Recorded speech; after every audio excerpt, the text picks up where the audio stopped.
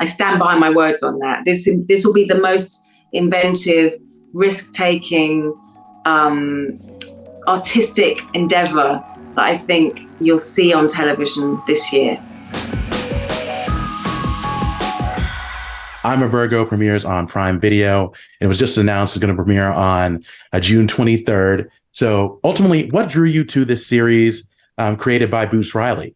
Well, Boots Riley is the main draw, I suppose, in many ways, because it all comes from him. And I knew that it was going to be a very inventive, creative journey that I'd be on board if I decided to do it. And I actually workshopped Sorry to Bother You with him out in Utah at Sundance Directors Lab. So I had a little taste of how he works and I was into it. And so when he asked me to do this, and then told me a little bit about the story and just the tagline, like a 13-foot black kid in Oakland, was enough for me to know that, okay, he's got his most creative hat on when he's trying to make this show. And I'm all in. Absolutely. And this show, it focuses on a 19-year-old, 13-foot black man, and you play a character who's kind of like a mother figure to him. So how would you best describe your character? So I think she's someone that comes from activism, and LaFrancine is somebody that really wants to create a leader in Cootie. But she's also full of the fears that I think most parents are, or some parents certainly are, that it's like, well, once they leave the house, what are they walking into? Have we really got them ready for that? And it's a fine line between preparing somebody and protecting them and getting that right.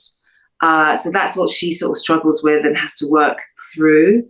And maybe a little too often and a little too much, she's a bit of a helicopter parent and doesn't know how to give really give space or have enough faith that it's going to work itself out. So she keeps him at home and with the intention of keeping him at home till he's 21.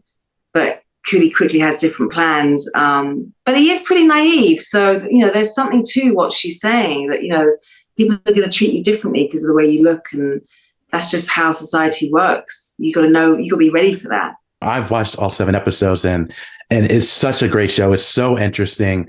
But do you think this is a show where you have to kind of expect the unexpected because of the nature of it and as well as the concept of it? Definitely. I think that's going to be the part of it that most people are going to love about it, because I'm tired of seeing shows that are just procedural, same old, so it's like the idea of something that, and even like shows that are really interesting. There are plenty of shows that are really interesting out there, but that are this level of inventiveness and this level of creativity and ambition, I don't think there's anything like it. I really can say that like authentically. I mean it. I stand behind my words on that. This will be the most inventive, risk-taking, artistic endeavor that I think you'll see on television this year. Absolutely. Well, again, I enjoyed the show. I enjoyed your work on the show, Carmen. Thank you so much for your time. I really do appreciate it. Again, congratulations on I'm a Virgo and continued success to you.